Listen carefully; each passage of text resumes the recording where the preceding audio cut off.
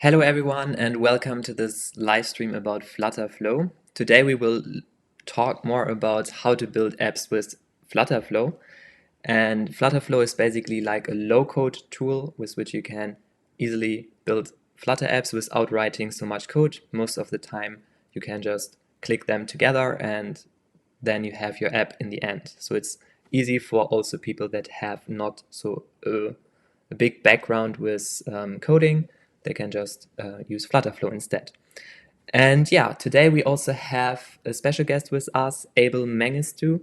Welcome to this live stream. Thanks, Johannes. Thanks for having me. Yes. Great to be here. So you are basically the founder of FlutterFlow, and we will today, you can ask like some questions first of all. So when you have any questions about FlutterFlow, just write them in the comments and we can then directly later answer these questions. And we look right now also at some questions ourselves that are common about FlutterFlow. Later there will be also a live demo about FlutterFlow. And yeah, then we just start right now. Before we start with the FlutterFlow live stream, I just want to give you a quick reminder. We have a group, heyflutter.com on WhatsApp. You can just join this group.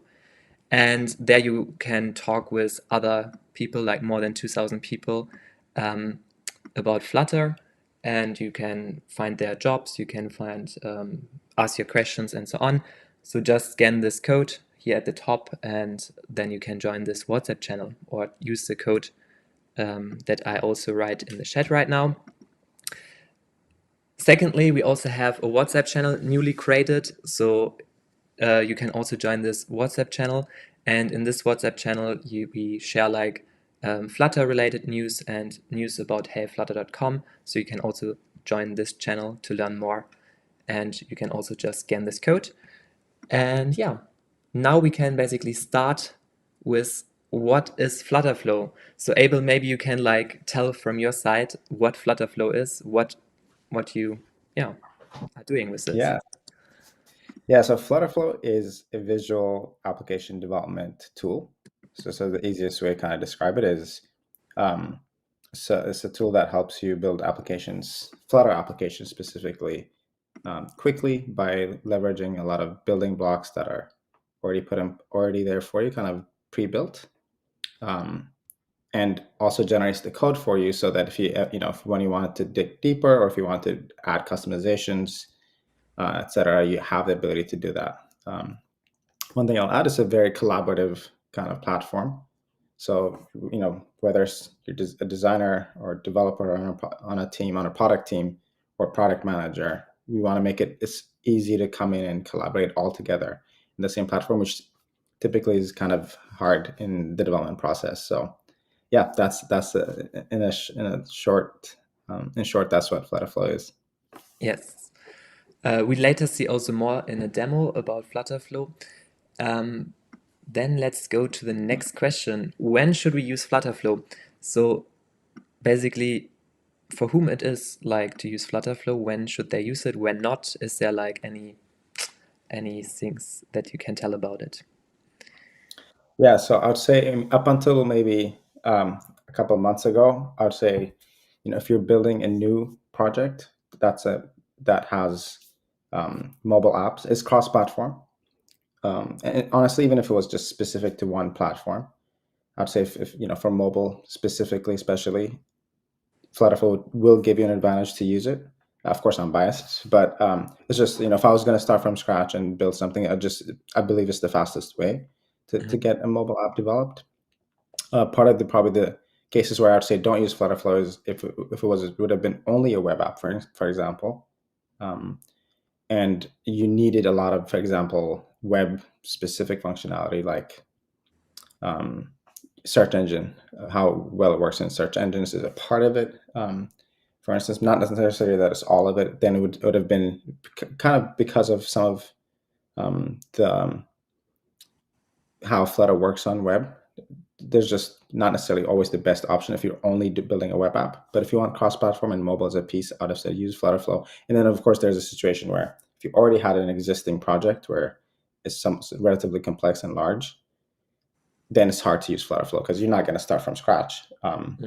rebuilding it. And FlutterFlow is not easy to use if you already have an existing project. We've been trying to make an effort there. So we recently just this month or late last month launched the FlutterFlow UI package.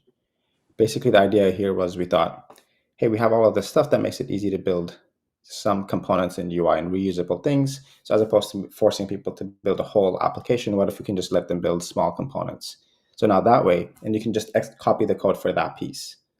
That way now is also, if you want a quick button with some style that animates in when it loads, you can just kind of build it up quickly in FlutterFlow and copy paste it into your existing code base. And all of that stuff is free actually as well.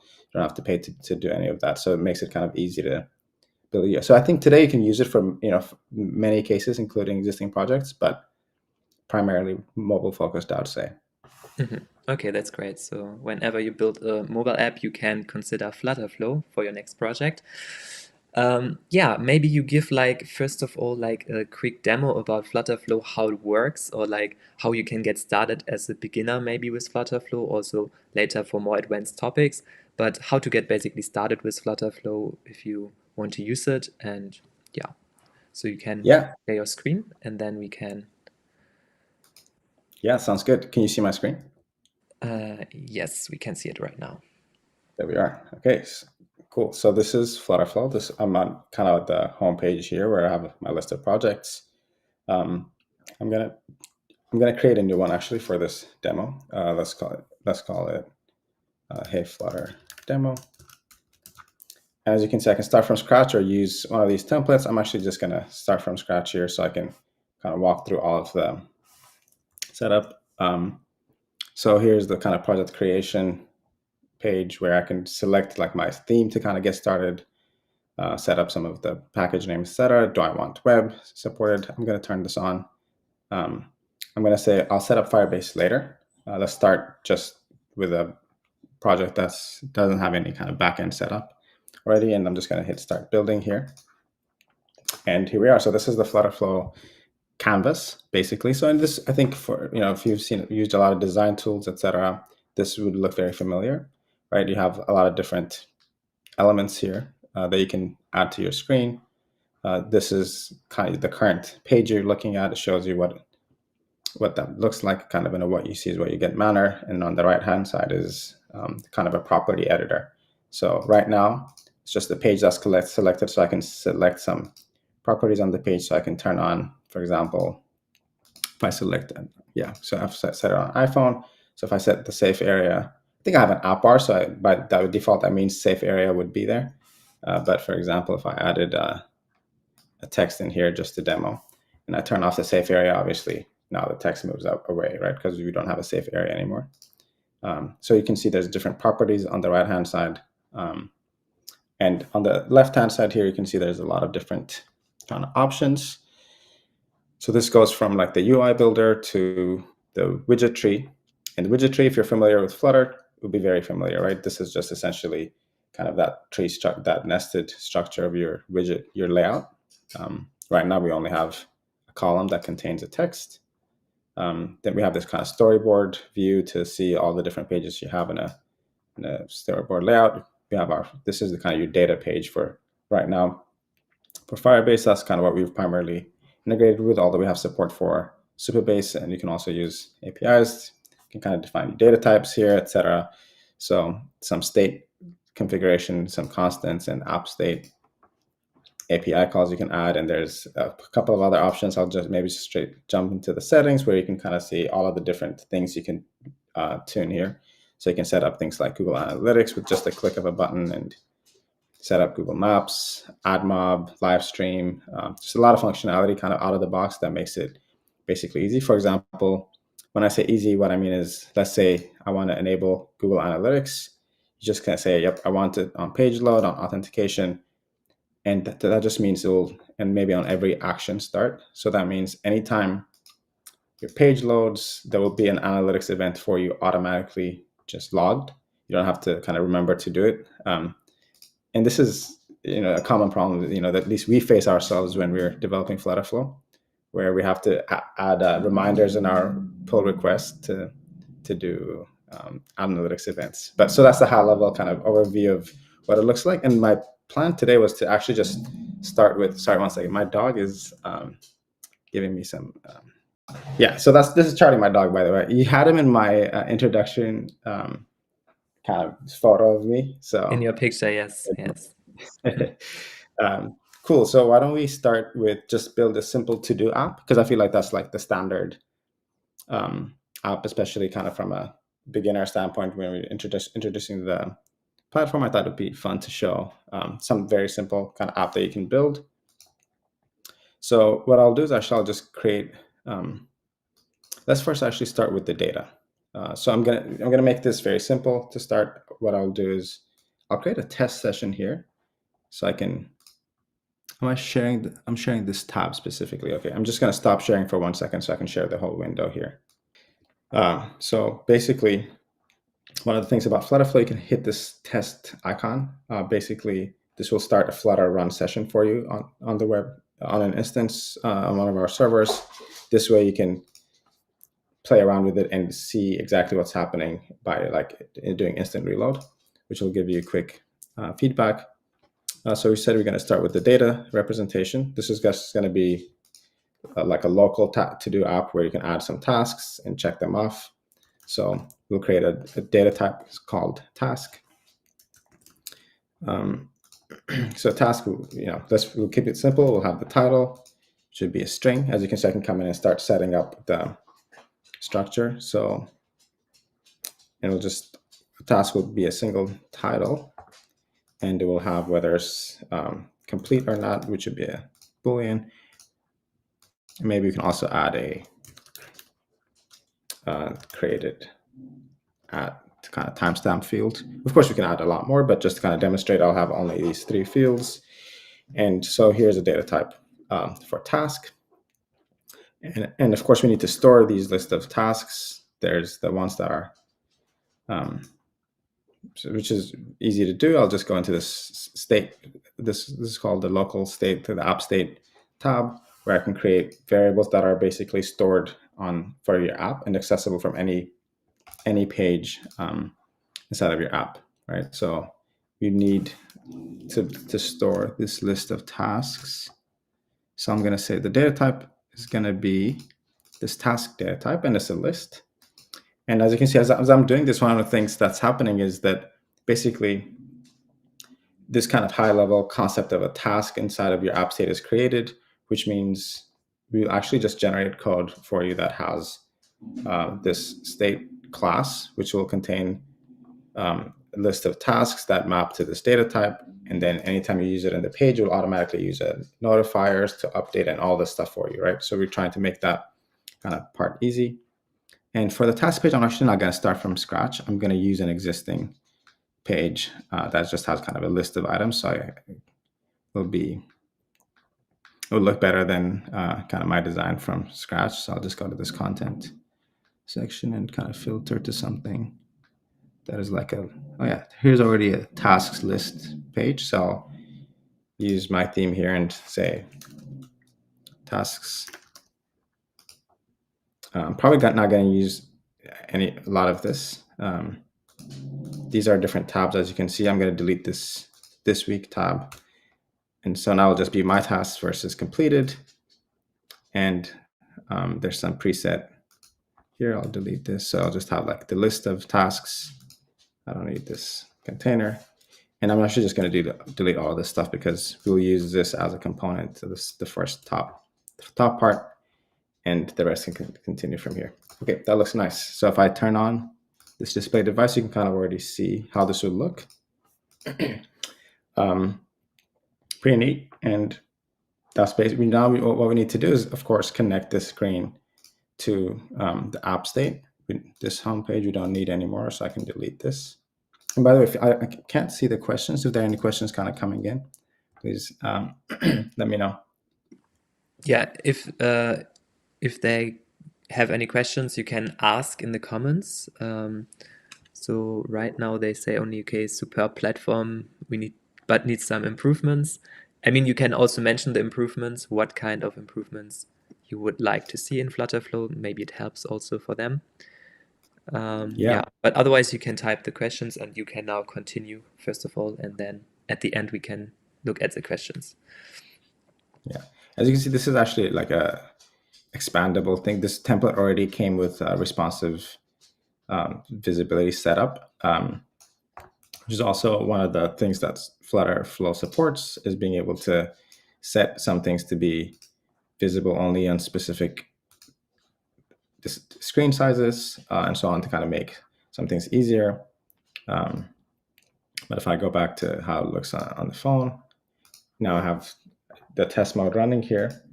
So if I go here and if I do an instant reload, it shows me some errors. Okay, there's some animation actions. So we can, I believe this is supposed to animate the switch, and for some reason it was probably like not hooked up. But there's no project issues here. And it also, I think this template has a light mode, dark mode switch. We don't need that, but in fact, I'll actually just get rid of all of this stuff and keep it simple. Just have the screen that we were looking at here. So it's just the mobile screen. Cool. I think we can also remove this widget. So just have the container, which contains this column, which has a row and has the tab bar, right? Relatively simple kind of structure. Now, if I go back here and I hit, so this is the test mode for the app. Now, if you remember, we started it when it was blank, so there's just nothing that shows up right now. By the way, by default, it just comes out of the box supporting different themes for your colors, right? So with light mode and dark mode. So if I go in here and I switch toggle dark mode versus light mode, it's all set up based on the colors here, right? I have my light mode colors and my dark mode colors. And I can add more colors here. I can extract it from an image and things like that. And this is where it's kind of nice to be able to have a visual interfaces. Makes it very easy to visualize this quickly and set up a lot of stuff beforehand. Okay, so I did this reload. Let's see. Now I expect to see this page not really hooked up to anything. And there we have it. So right now it's just this hard-coded values. So, all right, let's set it up now. Let's actually connect it to this data. So we have this app state task, which is a list. It's empty right now by default. And oh, sorry, actually we need to make sure that this is persisted. So let me create it as a persisted field so that it stores it even when I refresh the page, so that it's stored. This will be shared preferences basically, which means this kind of stores it on device and saves it. So when you reopen the app, all of your tasks are not just they don't disappear. Okay, now to connect it, what we need to do is actually here in this column, we need to generate this from a data source, right? So that we don't, so we're not hard coding all the values. So this column needs to be in a list view. So I think this column is, I believe, redundant. So I'm going to delete this column and just keep this list view here. It's inside of this task. I think we can also we can align this at the top here. And it doesn't have fixed size, so it should be able to expand. And maybe we remove the shrink wrap here. Now the list view expands. It's inside of this container. And so this is probably just like a small set issue with the setup of this template. This makes it a little bit kind of nicer, I think, to remove any elements that you don't need, basically. Right, so now we have this list view. I'm going to generate items here so that there'll be the different tasks, which will, okay, so let me explain what's happening here. For different components in FlutterFlow, you can do things like query, add a backend query, get an API result or make a Firebase query. And then you can use the result to generate children dynamically for anything that's like a repeated type, right? For example, for a list view, a row, a column, etc. So in this case, what I'm saying is, okay, I want this list view to be dynamically generated. I don't want the stuff to be hard coded here, of course, which means I go to this tab that says generate children dynamically. I give it a variable name, let's say tasks, and I will connect it to this tasks list. And no further changes. All right, now this says this will generate children dynamically. Only the first element will be used. Right, now what this means is for every task that I have, I'll end up with this list. And then on this list view itself, I'll also have an option here to show something when it's empty. And that's actually a fun thing to show because it shows how kind of easy it is to do things like that. So what I'll do is I'll say, yep, I want to show an empty list widget, but I need to show something in there. I'm going to create a component for that. I'll create a blank component that just says no items view. So this will just be what is shown when there's nothing. And we'll just actually keep it simple and say we want like an aligned text that says no add tasks to a task like. So it's just a text that says add task by clicking the button above or something like that. And I can maybe just set it to be slightly larger text and aligned. And now if I go back to my task page, I can set that to be what is shown when there's no value. So I can show an image or I can show a component, and this will be the no items view. So if I preview it, this is how it will look, right? So if it's empty, it would say add task by clicking the thing above, and I can kind of preview it here. Now, if I go back to the test mode, instant reloaded, I expect to see that empty view, right? Because there are no tasks that I've added. And so the thing we'll now need to do is connect this row with one of the tasks, and then also add functionality that will create a task when we click this button, basically. Yes. So basically, there are some questions. I mean, they're already really impatient that no one is answering them. So one question, for example, is how to download the source code of this app. So let's say you have created this app UI, and I want to download this right now. So great question. So there's a couple of ways you can do that. So if you can connect it to GitHub and then just start pushing to GitHub directly here, or you can just click, this code menu, developer menu, and you can download the code directly, or you can view the code here. So if I hit download code, this will just take, relatively short period of time, and it's actually just fully generated for you, and you can download it. I can preview it in terms of how it looks here. So if I look at this list view that we just created, you can see the generated code for that, just for that list view. As you can see, it says, okay, I'm going to get the app state. I'm going to get this is a singleton, basically, that has the current app state. Gets the task, it makes sure it's a list. If it's empty, it returns that no items view widget, and that's the thing we created earlier, which is just a text, right? All it had was an aligned text. If I go back to tasks and this list view, you can see, and then it kind of builds this list view, sets the row, it has the theme data, and it has like the styling of the layout. Right now, all of this stuff is hard coded, but we'll be updating that. So I hope that kind of shows how kind of easy it makes it. So this is all of this code we'd have had to write manually, right? And this is kind of the thinking is that I think to get to a screen that looked like this manually, we'd have had to, if you look at the generated code here, there's not a ton of stuff that, you can make a lot more efficient. Maybe you can use a component here, right? We can convert this to a component that's reusable, which we'll do after we should put this together to kind of to show how to. That's what I think one of the questions we get is like, can you really build something that has relatively clean structure and reusability? And the answer is yes, so that the generated code is clean and also you're following good principles. But yeah, so it just saves us a lot of time to kind of get to this point. So I'm seeing another main question that a lot of people have are, of course, how to add your own code or your custom functionality. So maybe you can also, that's, I think, what you anyway intended to do. So we can just follow the demo and show how add our own code as well. Yeah, so let's see.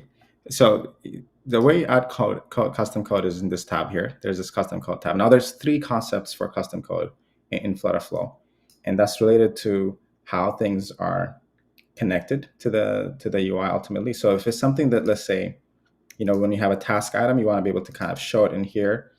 Maybe you want to take the task and like make all of the string lowercase or something like that. I mean, it's just hypothetical. So that's something that just like takes a value, directly returns a value synchronously, right? So for something like that, we call it a custom function. Basically, it's just a function you just apply on a set of inputs. So if we wanted to do this example of, lowercase string, just a very simple example, I can kind of define it here. And I can add an argument. It takes the input string. It's not nullable. It requires it to exist, and maybe returns. Maybe I guess we can allow nullable, and then I can kind of set up the arguments here. And then here I'll just obviously return input dot to lowercase, right? And so as you can see, even the autocomplete works here. We connect to language server so that you can have, it's not quite VS Code, right? But you get some of that. So the same functionality you'd get with the Dart language server. Now, after I've added this, basically, when I set, so it needs to kind of make sure, compile it, and make sure that all of this stuff works. By the way, I can use the data types and all the stuff that we've defined here, right? And now in that custom function, I can say, for this text, I want this text to, and why don't we connect this to data, and then we can kind of use that lowercase version here as a demo. So I'd already created this task item, if you remember. Now we need to make sure all of these things map to that task item, right? So this text is going to now, this orange button is basically saying this comes from a variable. It's not hard-coded. And this will come from the tasks item, right? That's the task item that's coming from the list view. And I need the data structure field for title. So that it'll just be the name of the task, and maybe by default it will say no title. Confirm. So it shows you this is now grabbing the tasks item title. If you had wanted to use a custom function here, this is where I could have said, and I'm just going to copy this variable to make it easy. This is where I could have said, I want a custom function here instead. Lowercase string, and the input is, I'll paste the variable. Right, so now this is take the title and make it lowercase. And a nice way to show this in terms of like what's happening behind the scenes is for show the code. So if I select this text, you can see now saying functions.lowercase string, and it gets this kind of value or default, which basically means it takes a title or defaults to no title if it's null. In this case, it's just kind of a wrapper we have to make sure a lot of the stuff that's connected works smoothly. And so that's how kind of easy it is to add custom functions. Now, the other side of that is, what if you just wanted a whole widget? We have all of this list of widgets that we have, swipeable stack for like a card kind of flip view. There's flippable card. These are like cards you kind of flick through, like almost like a deck of cards, or like a matching app like Tinder, etc. Or you have a staggered view, YouTube player, a long list of widgets that we have, but maybe you want something that we don't support out of the box. Then this is where custom widgets come in. So I can create a custom widget here, and I can add pubspec dependencies, and what have you, and really just kind of compile this widget here and be able to just drag and drop it, right? If I have my own custom widget here, and we can actually just do a quick demo. I can say, yep, start with this boilerplate with given this width and height. I want a container that has maybe just a child that's just a text that says hello world. Format that and save it. Now I have a custom widget. If I go to my page here, I have I can add a custom widget. That's this new custom widget. I can add as an option. Maybe I'll add it here. And now you can't preview it because it's not compiled yet. But if you go into here and we say compile it, this will actually compile it so that now you'll even be able to preview it directly in the UI builder so that you can see how it looks. And that's just how easy it is to add any custom widget. And you can, of course, pass like actions to it. So you can essentially pass a function and have interoperability. And finally, there's this concept of actions. And this is what happens when you click a button. So we've shown how you can kind of convert a value to some, it basically applies some sort of code expression to it. I've showed how you can create a widget. And finally is the actions. And actions are basically what happens when a user interacts with your app, right? So we have this kind of action editor. When create task is pressed, I want an action to update the app state. But maybe if I wanted a custom action completely, this is where custom actions will show up. So if you have any action code, you can just add it here. And so you can do things like start recording, or like start sound recorder, or speech to text, or any kind of functionality using any kind of dependency libraries. So that's how you do custom code. Maybe a little bit longer of an explanation than ideal, but yeah. Cool, let's get back to this. So I don't think I need this lowercase string anymore. You can just like set it directly to the title. I believe I can just paste that variable. We've already copied it before. And this date string, I want this to come from the created at. So I'll say data structure field, created at, and I want to format it. Let's format it to, let's see, similar to what we had there. So just maybe,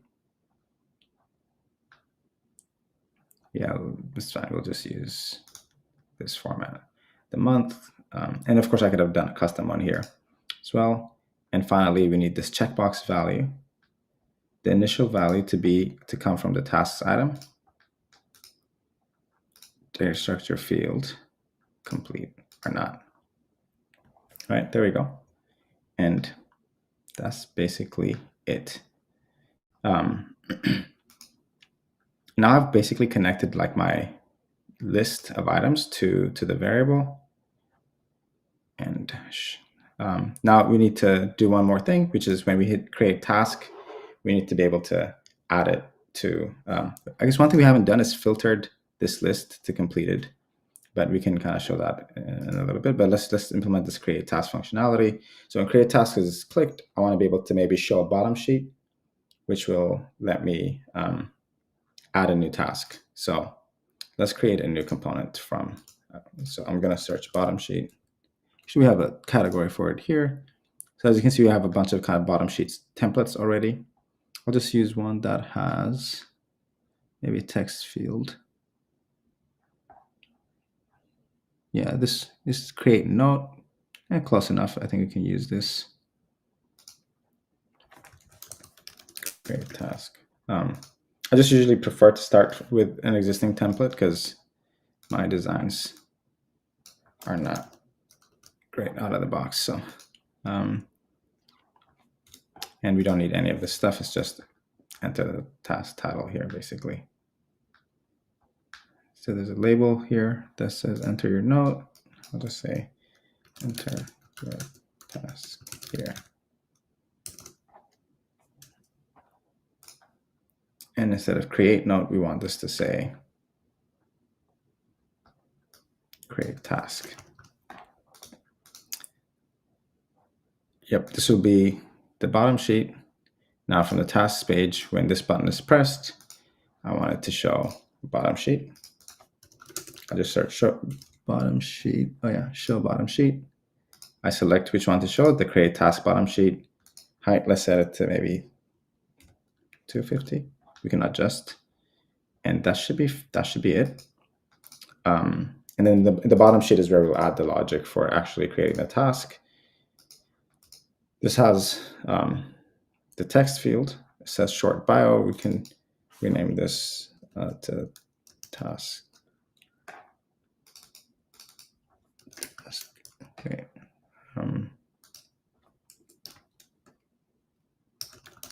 Field. So in create task here, I will update the app state, right? So I want to now add a new task completely into this list. I'll do add to list, and it's going to create a new data type. We'll set the title to the task field, right? So I'm adding a new task item. Complete is going to be false by default. because we're just adding this, and the created dot is going to be just the current timestamp, current time.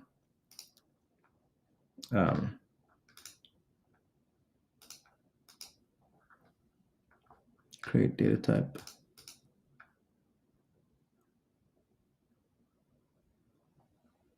Okay, wait, I think.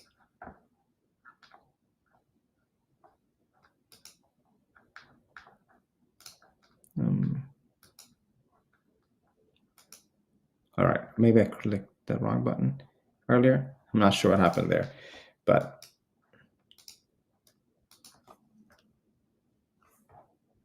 let me see. Add.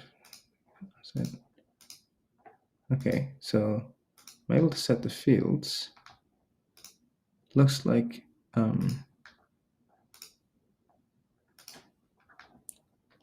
we have a bug here actually. It should let me.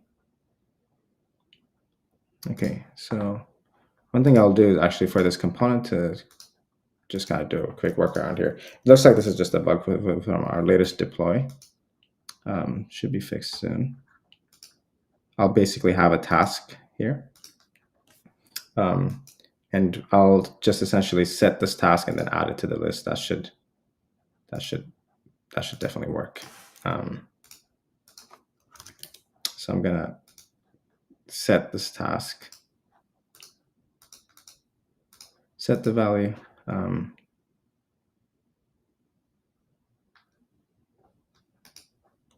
Hopefully.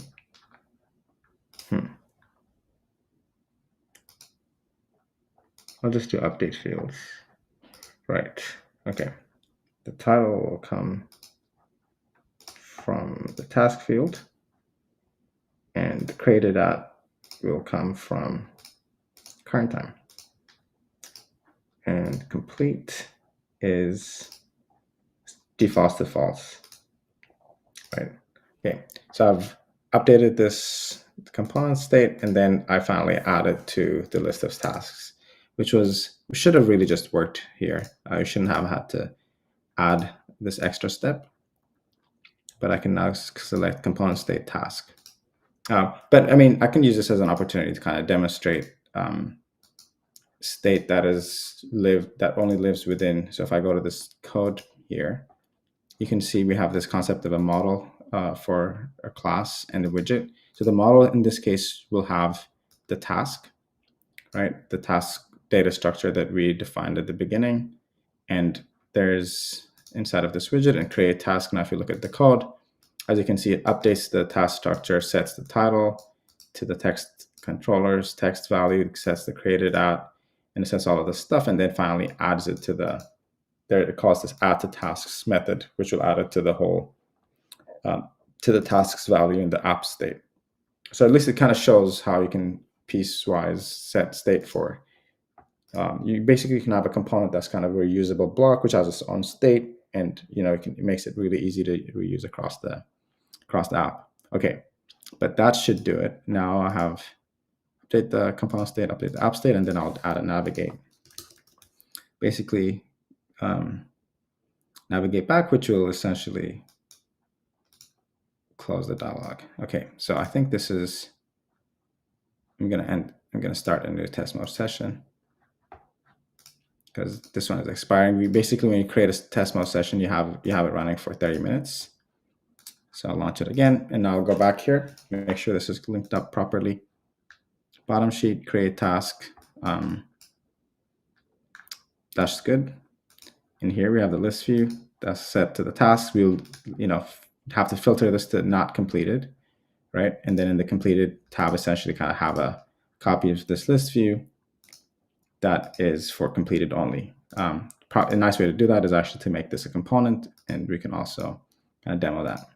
While this loads, I guess maybe we should do that. Let's set this to filter based on it's not completed for that specific task item. Actually, can filter on here. Filter on item and list complete. So we want this the stuff that's not completed. So I'm saying opposite statement. Now, what that does is this says get the task and then find all the stuff that's not complete. And I'll copy this here, go to completed, paste it in, and then I'll just change the filter here. Oh, I never hit confirm on my condition. So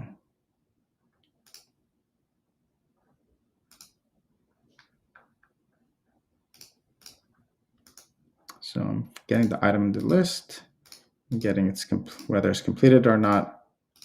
I want to show only the stuff that's not completed because this is the not completed list. I hit confirm here. I'll copy it and paste it in here. So now my completed is going to be easy. I just change this apply opposite statement. So now this will be all of the completed items, right? And this will be the non-completed items. And I think that's basically it. We're done for the task for to do app. This should work. I don't see any errors here. And okay, I've created a session, and we may have, and it's compiling now. We'll see if there's any errors. There shouldn't be. At this point, if there's an error, this means there's some kind of potential bug in the code generation engine. And typically, we have a GitHub for all of the FlutterFlow issues. So as you can see, we have 180 open, 1,700 closed. So this is one of the mottos for how we operate is definitely build fast, which means sometimes there could be regressions in the code generation engine, but we're very active in making sure we address those issues. So, but yeah, this is kind of a high level walkthrough of how you'd create a to-do app in FlutterFlow. And I'll wait. I'll let this run, and so I can kind of come back to demo it when it's ready. But yeah, there may have been other questions in the meantime. So I want to see. Okay, Yes. I can see here now. Someone asked, for example, the question, is it possible to add any third-party packages? I mean, you have shown it partly before, but he asked here specifically for persistent bottom navigation bar, how we can add, for example, any code of this inside. Maybe you can show this again, because I think you showed there you can add some link and so on, but maybe let's add maybe like a bottom navigation bar if this works. Yeah, so bottom navigation bar, very easy to add. As you can see, I can hit this button in the bottom, say I want navigation bar. Here, it needs at least 2 pages to show navigation bar, of course, right? Otherwise, it would be a bit silly. So I'll have like maybe the tasks page here, and we can create another one for profile. The icon will maybe say item or check. And now if I create a new page for a profile page, we'll just use this simple one. This looks a little bit nicer.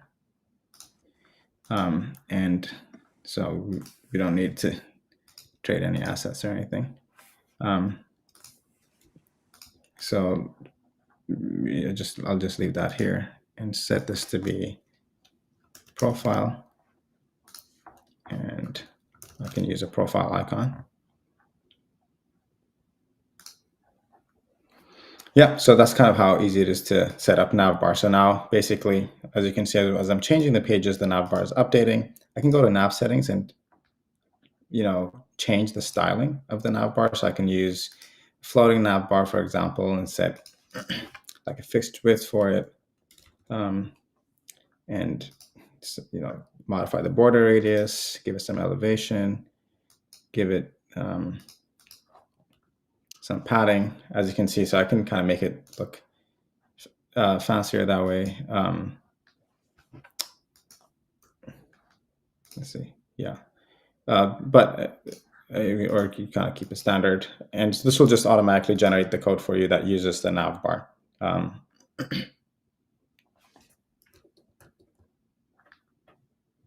Yeah. Then there's another question: what kind of state management is FlutterFlow using? I mean, we saw already before the code, but yeah, What kind of architecture and state management are we using? We use Provider. So we use Provider, and one of the things. So a lot of times, state management, you need these frameworks because obviously Flutter out of the box with set state, you can essentially do anything, right? But things like Provider, Riverpod, and I've heard kind of Remy talk about this as well in terms of like why he created Provider in the first place. Basically, kind of just a framework that makes it kind of easy to manage state.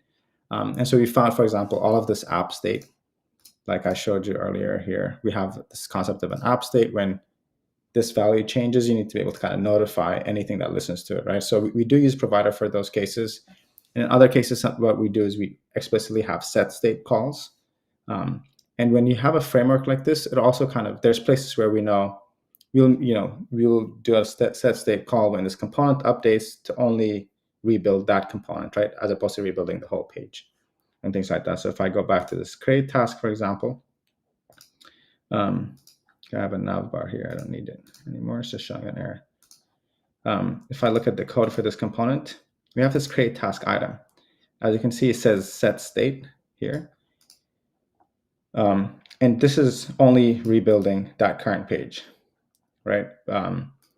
So this is kind of safe to do because when you create the task, you do want, if you have anything that kind of listens to that, you want that to rebuild. So basically we use Provider, and then there's situations where we use set state where it makes sense. Yeah.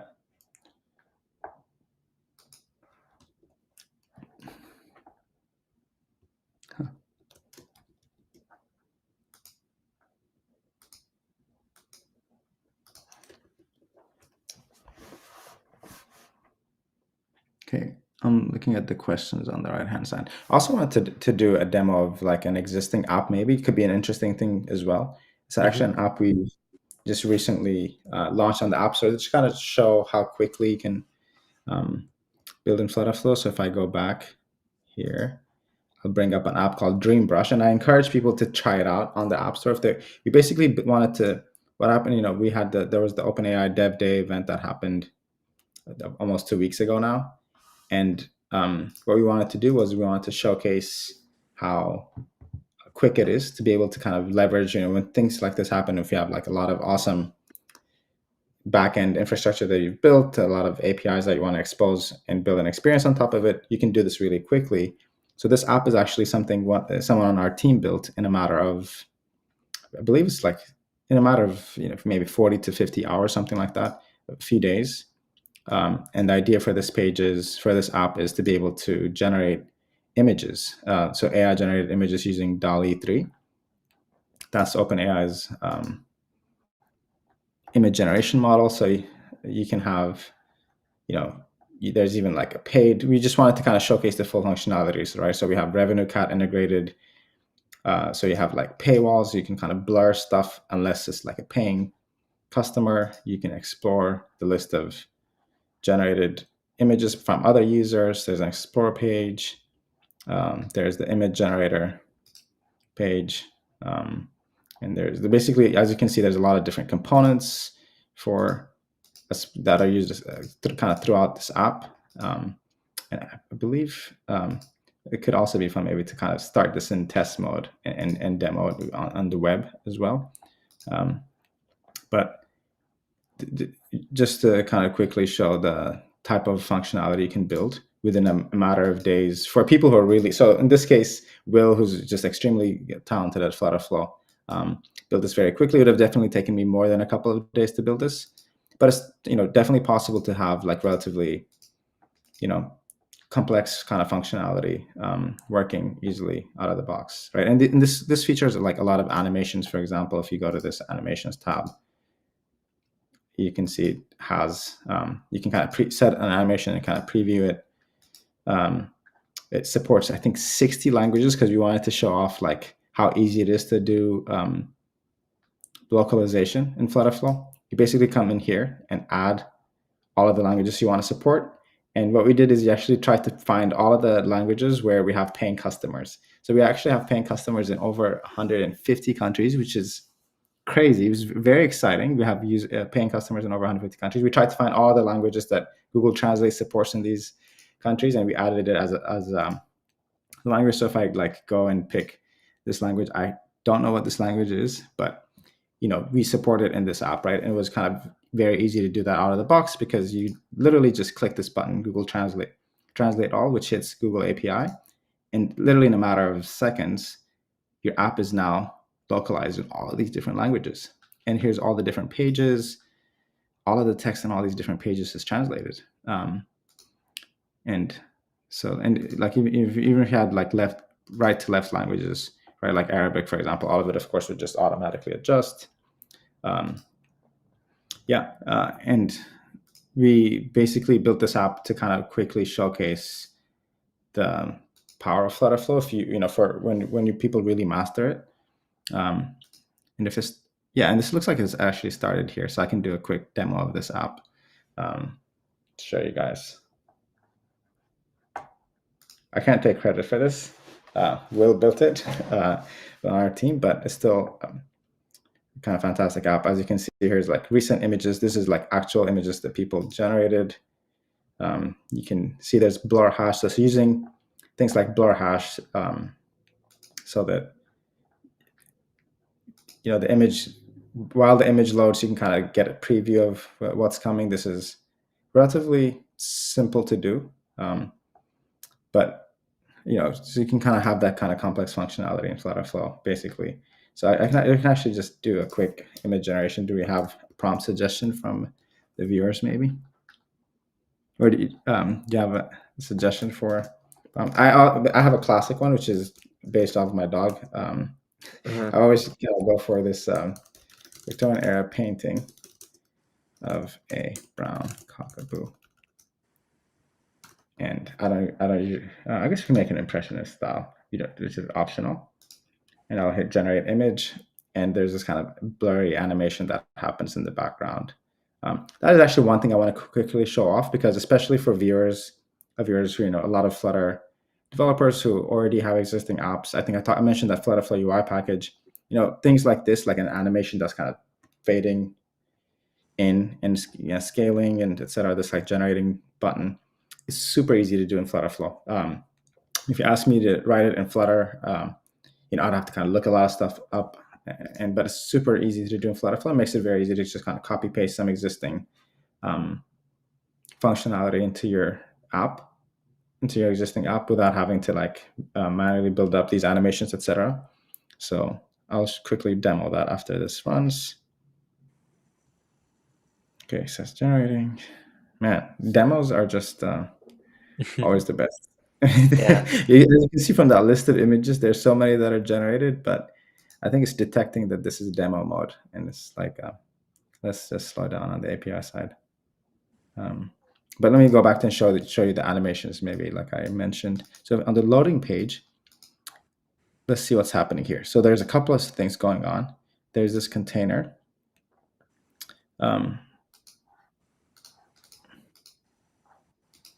So there's a blur widget on a container. So there's a stack.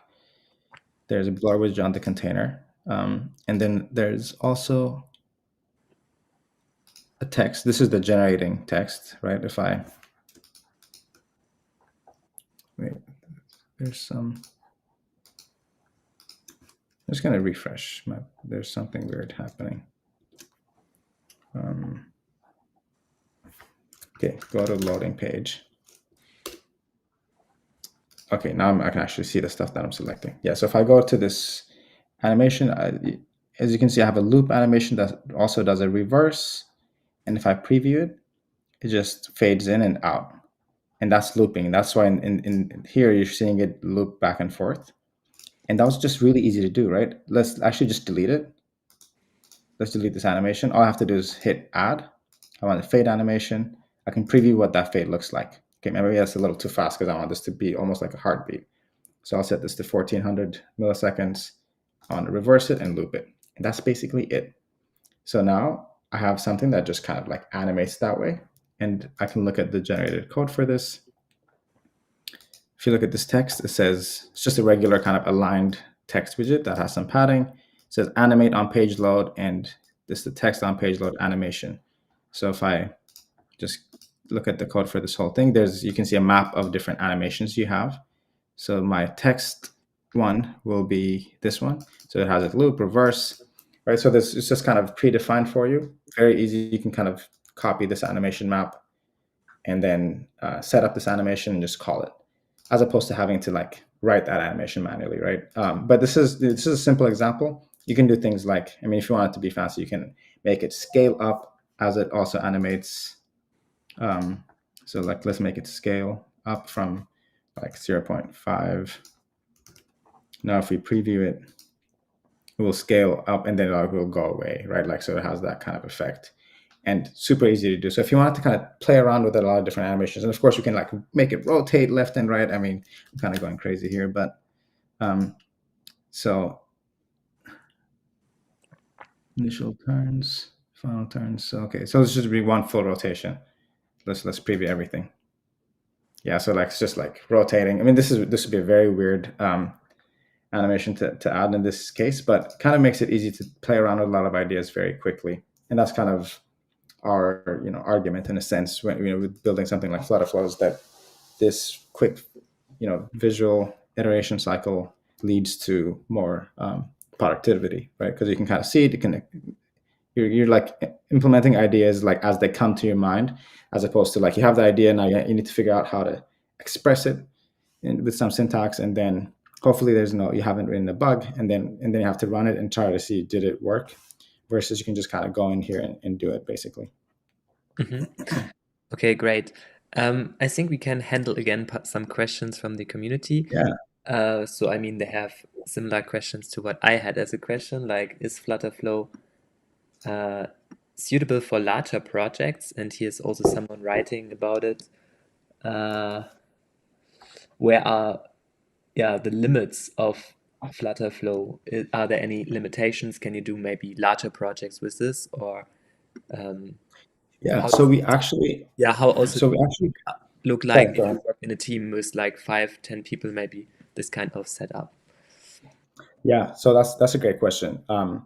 That's one of the things we've been thinking a lot about. So we currently have users. Actually, we have customers that are large enterprises. So we have because of confidentiality reasons, I'm not going to share explicitly who, but there are large banks. There's large telecoms that are using FlutterFlow for kind of applications that they're developing, and in some cases, maybe it's a relatively simple app, but in some cases, it's a very, very complex app that has literally hundreds of pages. And that's one of the things actually we discovered working with some large, when supporting some large enterprises building apps, is that, man, and some of these kind of, we have a lot of startups, a lot of freelancers, a lot of dev shops that are building on FlutterFlow, but then we end up getting one of these like large customers, right? And their app was 300 plus pages. And it's definitely not the kind of stuff that we had seen before, right? So it's kind of pushing the platform to the limit. And over the last 6 months, we've especially made a lot of improvements in that regard of like, because something that comes up is like even collaboration, right? If you have 50 people or 30 people working on one project, you can't all you maybe have several pages, sure, but it can't everybody be editing the same thing. You'll step on each other's toes, right? The thing for source management and being able to branch into different branches is like important. So we added things like branching functionality where you can kind of branch off, and so someone could just work on a feature in an isolated manner and then kind of merge it into the main branch. We don't have things like reviews yet, but I mean, of course, all of it is exported to Git or to Git repository, or you can export the code. So you could export the code and have separate branches. That way, when you do create branches, you can also push the separate branches, obviously, and you can kind of merge it in from there. But we do have relatively complex projects that are being built for like mission critical purposes, right? For example, for customer facing projects for a bank, for digital mobile banking and things like that. That's happening. So it is, ultimately what happens is it generates Flutter code for you and it lets you kind of build really quickly. And as long as you kind of take care to structure things in a scalable way, and what I mean by that is like, don't just copy paste everything. The same thing can happen when you write code, right? Like you have this page here, you just kind of copy paste it in several different pages, modify a couple of things. As much as possible, try to reuse components and build it in a way that makes it easy to scale the app. As long as you use the same kind of concepts you apply, where you're doing kind of best practices for engineering, while you're just only writing code, I think a lot of those apply as well. The thing we need to do, better on our side is kind of the stability of the product now. As you can see, like when I was building, there are a couple of cases where like I'll have some small issue, like something didn't save, or I'll try to compile it and there was like a bug on it. And so this is one of the things we're doing now is like as we're maturing as a company, we realize, okay, we've done a lot of the functionality now for what you need for building relatively complex apps. Now we need to focus on stability and making sure that larger teams can kind of use it and benefit from it and things like that, while still, of course, getting that advantage. But I think we've implemented so many functionality now that it makes sense for us to potentially focus more on. And I know our users are going to be like happy to hear this because it's a comment I see a lot of times on our YouTube when we launch new features. It's like, okay, this is great, but also you want to see kind of the stability improve, and that's been one of our top focuses kind of going into next year and to wrap up this year. Okay, that's great. That's great to hear for the users, I guess, who are using already FlutterFlow. About the stability, yeah, what else are they? Maybe we can see. So if in case you have right now any questions, then please ask them right now so that we can have still a look at them. Okay, so yeah, there's like a feature request from someone, flavors, to use flavors, I Yes. guess. Yeah, so we're working on different environments. We want to. That's one of the kind of features that are coming up in FlutterFlow is supporting different environments, so development environment versus production, etc. Yes. The way people do it today is, we have this constant kind of feature, and so basically people export typically, like in terms of like for example, a large company, they you have all of their dev API keys and dev APIs. They'll export it and just change these, at the constants level or in the API kind of setup. They'll just go change the URLs and update the keys before deploying. So they have like a script that kind of automates this process typically. But yes, we want to support multiple environments, which will automatically just use flavors, Flutter flavors. Mm-hmm. Yeah. What about real device testing? What about using state measurement like Block or ESA Riverpod? Yeah, that's a good question. I think, I mean, both of it. So first of Yeah. all, what about real device testing? Yeah. So real device testing, I mean, probably, so there's a couple of ways to do it. Inside of deploying to app source to test flight, etc., is relatively easy. So you can directly deploy to the app, to a test flight or to a test session and play. But the reality is actually very easy to. We have a CLI tool, both a CLI tool and this export to GitHub makes it super easy where you can actually just if you have like Flutter running on your phone, it's kind of connected to it. You can kind of export and get it to reload. We have some functionality that's coming up that will make that. I can't share it because we haven't. It's one of the feature launches we'll have, but we'll do something that makes it easier to just that process of you building in FlutterFlow instead of having to test it in the browser in this kind of test mode session to be able to kind of just like launch it on your device that's hooked up to your laptop straight from within FlutterFlow with some kind of setup that you have to do one time. That's one of the things we're working on to make that easy. But right now, what a lot of our users, what they do is use the CLI tool to just export the code, and then they just run it on their devices. Mm-hmm. Yes. And another question he also asked is about state management. So, okay, we now know right now that providers support it, but is there also like a way to integrate other state managements, or is there like in the future that you are working on it and that you want to support, for example, Riverpod or Block or any other state Yeah. management? So I mean, our philosophy here is that we want we want people to think about kind of the specific use cases and the flows and the product stuff that they face. Like that's what we optimize for. Let's say I'm building this type of functionality. Can I do it? We want to help them solve that. Exactly. Whether it's Riverpod or provider, like if it's as long as it solves it and it's like maintainable, that's kind of what we prioritize. I think we so basically, let's say we kind of move from provider to Riverpod, and that's kind of the nice thing about like on-demand code generation. What we try to do is we say, all right, we'll have all of these kind of out-of-the-box functionalities, and we'll try to implement it in a way that follows best practices. And now, if something improves, and we kind of update that on our code generation engine, and when you export your code, you just have the latest and more improved thing. and you're still thinking at the level of like, I want, you're still thinking at this higher abstraction in a sense, right? Like, I want these pages to interact this way. I want this action to trigger in this kind of way. I want this to happen when this happens. Maybe you have some custom code as well that's running. But you've kind of pieced together all of these building blocks, and then the generated source code ideally works really well for you based off of kind of the latest version of the code generation. An example I can give you is a common thing that happens that we see with people using FlutterFlow sometimes is that there's some downstream package, and I think this happens probably a common Flutter thing, right? Like maybe there's some pub dev dependency you have, it's like downstream, some transitive dependency.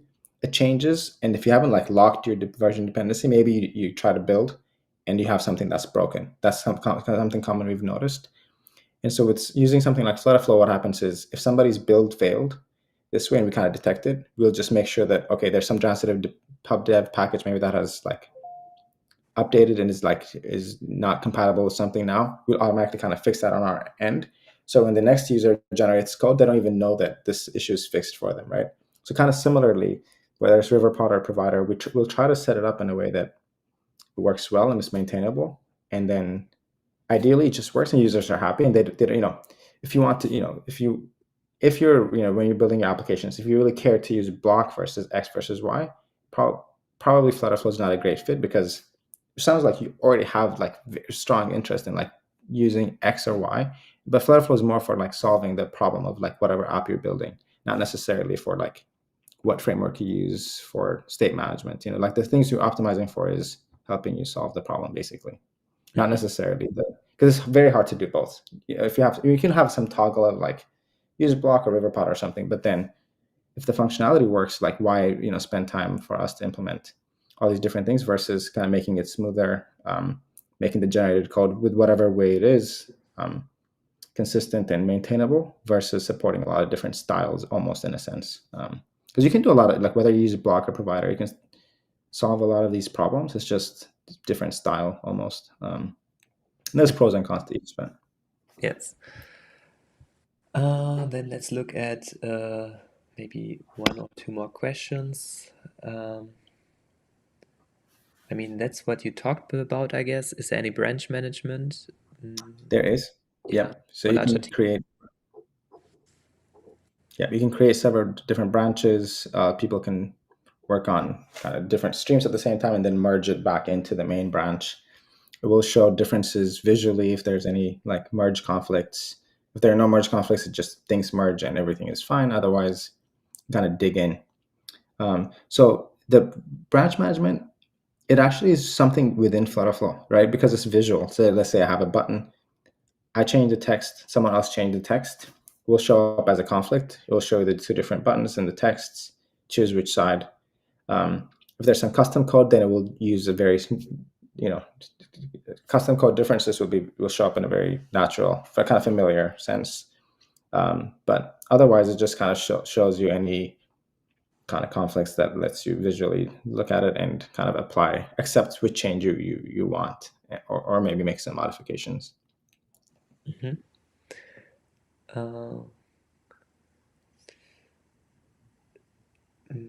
As it is, yeah. Do you see any questions that you like to answer? I mean, that you Yes, think is really there's good as like one of the last questions. Let me see. yeah, I see this one about phones. So we have FlutterFlow for iPad, this was like the beautiful part about Flutter, right? We like I think there's really awesome tools like Figma, for example, that don't have an iPad editor. But for us, it was very easy to launch an iPad editor because we use Flutter. Like that's the beautiful thing about cross-platform applications. And of course, in Android tablet version, I believe it's like launching soon, if not already. So we should have FlutterFlow supported on tablet, so you can actually build a fully functioning app that you can deploy to web, Android, iOS from an Android tablet or from an iPad.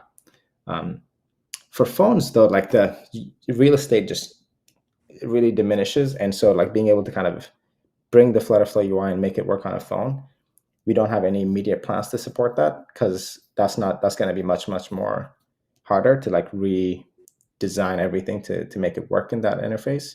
Hmm. So Not in the near future. Yeah. Yeah, you have also support for REST APIs, I guess. Yes, yeah. REST API is very easy to do. I can even demo it if that's Yeah, you can helpful. show How this. easy to do. Yeah, API demo. So what I'll do is I'll actually use the, can you see my whole screen? API spec. So Yes, we I'll can do see the this. latest and hottest thing, Open API. So there's the API specification for Open API. This is a YAML file, which has all the different endpoints. So I can actually just download this and in my API demo here, go into API configuration and hit upload. I don't think you can see my upload screen, but yeah. So I just clicked upload this YAML file, and I have all of these APIs now available for me. Right. So like if I want to do in the Dreambrush app, we showed create image. So this is now the create image API setup. There's a prompt. You can have the DALL-E 3. So obviously, I'll replace this with a variable that's called prompt. To just quickly demo, make this a string. And in here, I can say prompt should be that. And basically now I have, as long as like I'm happy the sizes and stuff can be modified, and that's it. I just need to set up the API key in here, the API key for the authorization, and I can use it. Now, here's another thing. That's where I think FlutterFlow kind of makes things easier. Is this is an API key you don't want to leak. Right? Actually, I can have a API key, a demo API key I've set up here, which I'll delete afterwards. But basically, now we've kind of set this up. I can go to response and test, and I can hit this API call, and let's provide a prompt. Correct. A cat. So if I hit this test API call, we'll actually hit that API with the stuff that's set up, and we should see the result here. Yep. So it generates the image of a cat. Let's see if it really worked. Yeah, that looks like a cat. But basically, now I can come in here and say, yep, I want to select, this has worked. I want to select, like here, there's URL, right? So I'll just add this as a JSON path, and there's the revised prompt. So basically I have the URL of the image now available. This will be URL, this will be revised prompt. So it's kind of very easy to use API calls, right? Like I imported all of these ones. I've defined it here. Now there's things like security. I don't want to leak my API key to the client side. How do I do that? I just come in here and say make private, right?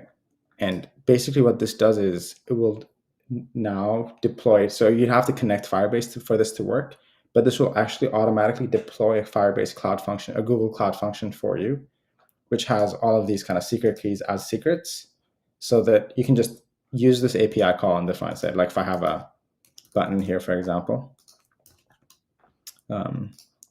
I can add an action that says, make an API call, right? Create image, API call. I can hit create image API. It's just as if it's just a clean API call directly. But what we'll actually do is hit a cloud function for me. And then when it succeeds, I can get the result. But all of that stuff is like abstracted away from me, that I don't have to worry about, creating a cloud function that makes the header kind of secure, but then all of the variables kind of pass through. All of those things in just a single click, I can just easily get. And so I can do a snack bar here just to kind of demonstrate. But if we look at the generated code, and I can use the action output from the API result, and I can like just show the .url. But if we look at the code for this button, it would do it like create image call, and behind the layers here, this will actually end up being a cloud function call instead of a direct call to OpenAI, to the OpenAI API, right? And it kind of orchestrates that for you. So this is like the So APIs are supported. You can do advanced things like make something secure, easily import from a pub/spec file, etc. Yeah. Okay, all right, great. Yeah, I mean, I think the last thing what we can do is to talk also about some features of FlutterFlow if they want to, I don't know, I mean, you have a lot of integrations and so on. Maybe you can tell a bit about this one. I mean, we can look here at this page or you share your own screen. Yeah. Just that they know what is all possible with FlutterFlow if they want to go more advanced. For example, using payments, Yes. deploying the app, these kind of things. Yeah. Yeah. So right now for payments, we have Stripe supported. There's Braintree, Revenue Cat, and Razor Pay. So these are the different payment providers that we have as options. I showed languages earlier, which is very powerful. You can deploy directly to App Store and Play Store from here. You can also deploy to the web or even a custom domain if you wish. We have Superbase integration. Superbase, very popular Firebase alternative. It's open source kind of Firebase alternative, basically, that also supports SQL. So you can kind of set up your API URL and get the schema automatically. All of your different Superbase tables would appear here. We have Superbase auth as well. There's some functionality that is only available for enterprise, like SQLite and Cloud SQL. Algolia integration, so if you want things like quick search functionality backed by your Firestore, Algolia is possible. There's analytics, Google Maps, live stream functionality. So if you want to do a live stream, basically you need to go into Mux, set up like some access tokens, and add a live stream widget. So if I search here for live stream, right, Mux widget, okay, pretty sure we have. Let me see. Do we not call it Mux?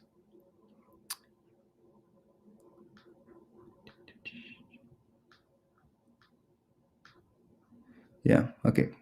Just when I just live.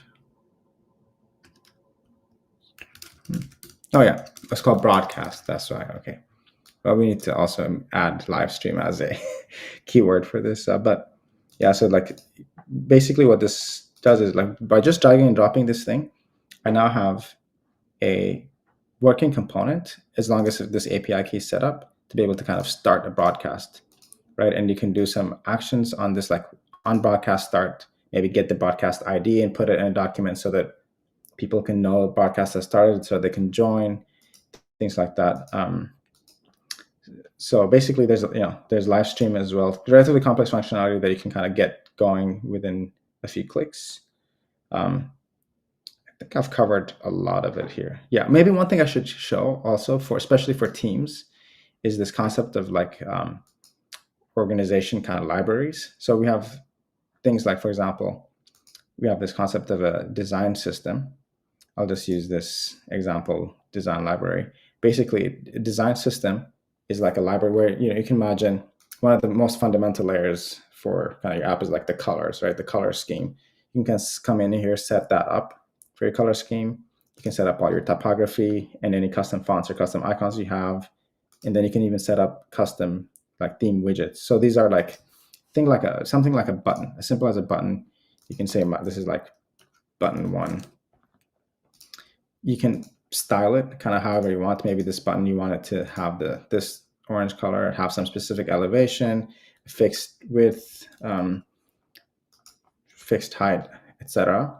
And have kind of, I can clone this and like make variations. And I can do this essentially for everything, right? Whether it's like a list, tile, or text field. Text field is very popular to have different styles. And once you've set this up across different projects, you can reuse this design system. So if I make this, I can kind of demo it quickly. I'll make this secondary here. Now I can go to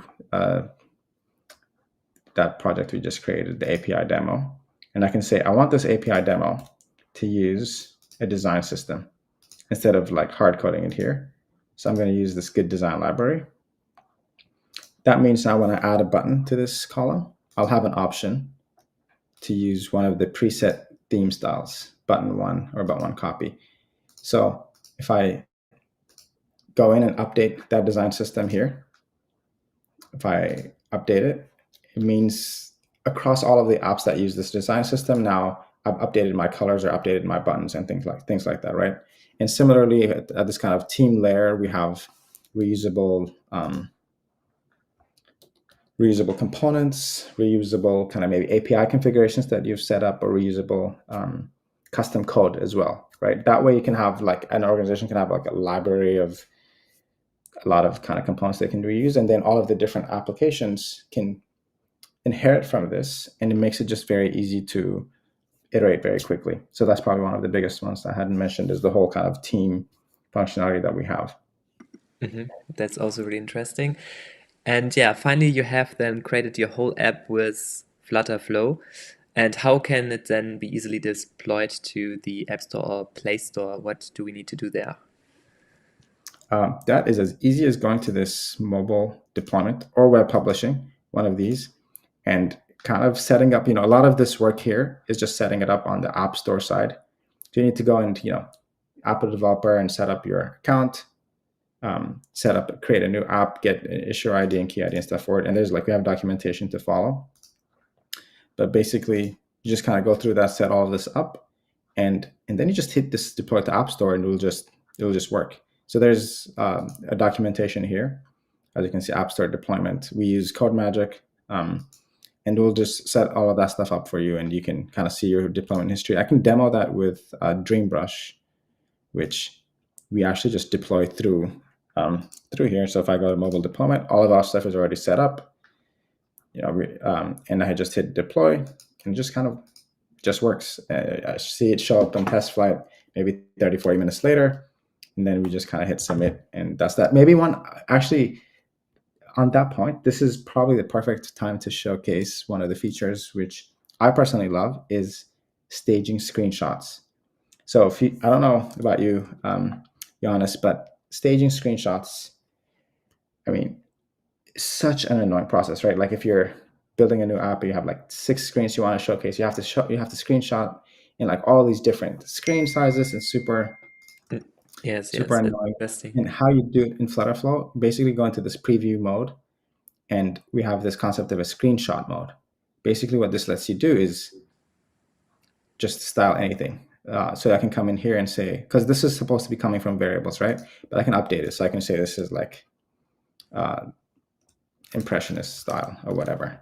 And it will just update in the screen. So, and I can set this image to a URL. So like if I had it, like I think I had the cat image URL from earlier, I'll just grab that, paste it in here.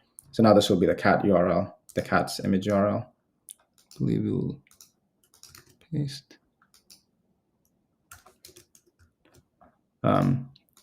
I can set up this other thing, style 2, come in here, like basically go through, update all of these, and then I can just hit generate Play Store screenshot, App Store screenshots, and hit multiple pages. For example, if I have, for the different pages, I can just go through and update all these details to look exactly how I want, without having to go through, change the database or whatever to make it look like what I want, and hit screenshot mode, and hit generate, and it will actually go through.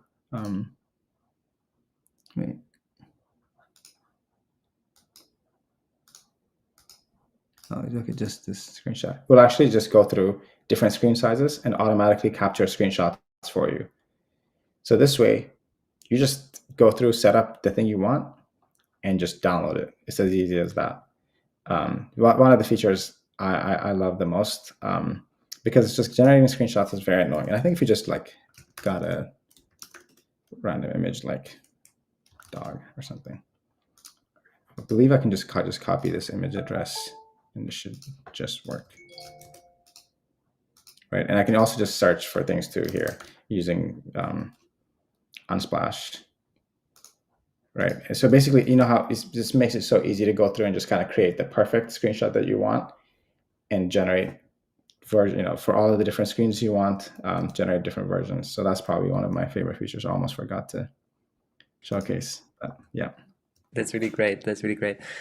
Any other functionality that you think you want to show, like that is really important or that people might really be interested in?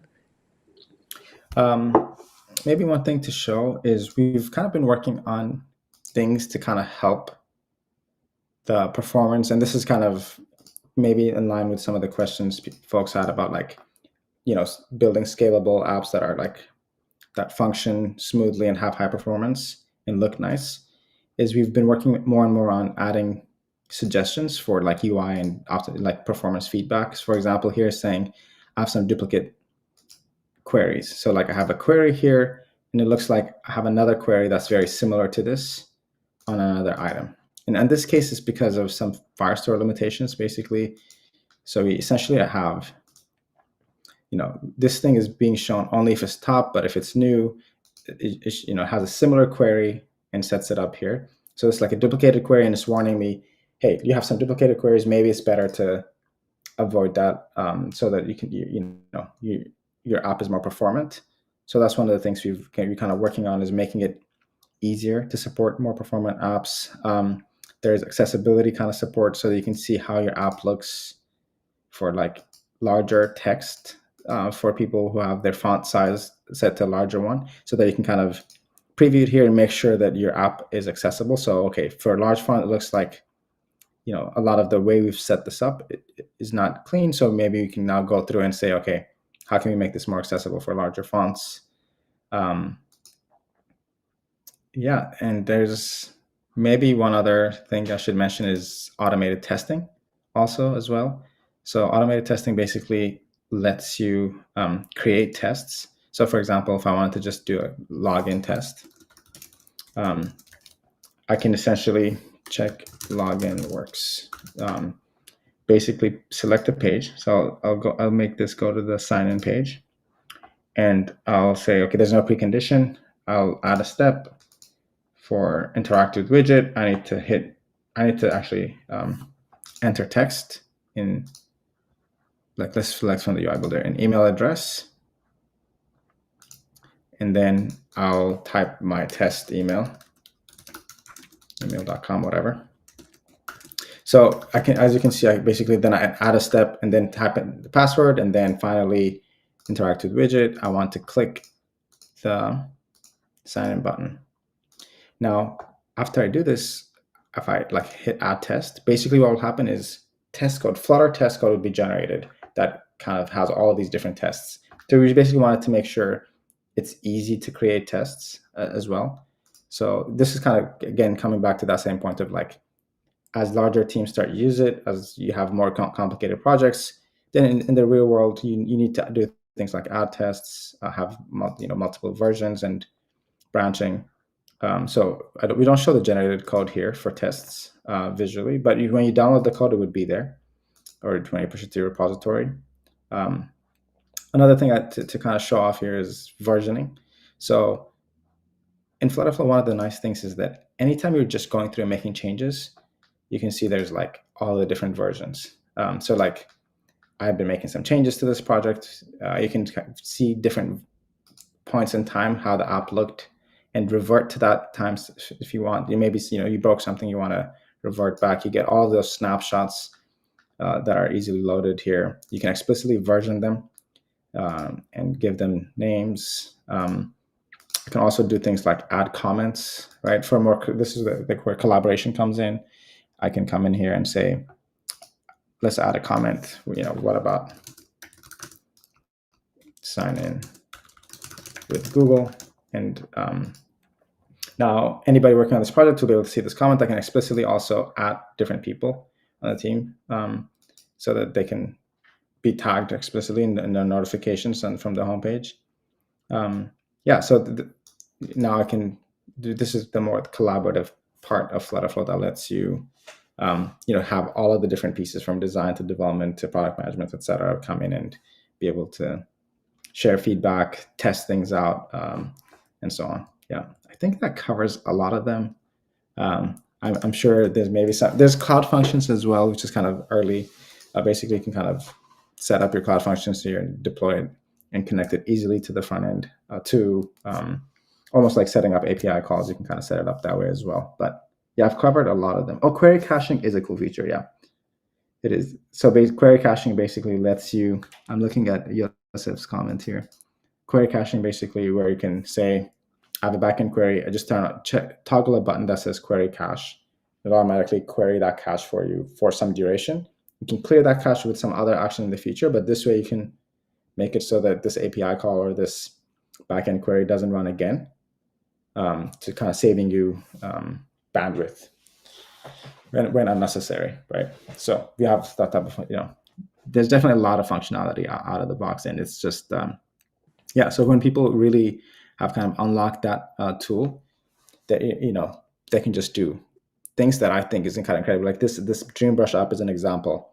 I was very impressed at how quickly one of our team members built it, and for the people who've kind of gotten there to like really master the tool, that they can do very impressive things in just such a short period of time. That it's, for me, very exciting to see, because that's the whole purpose to why we built this, was to make it much faster to be able to bring your ideas to life.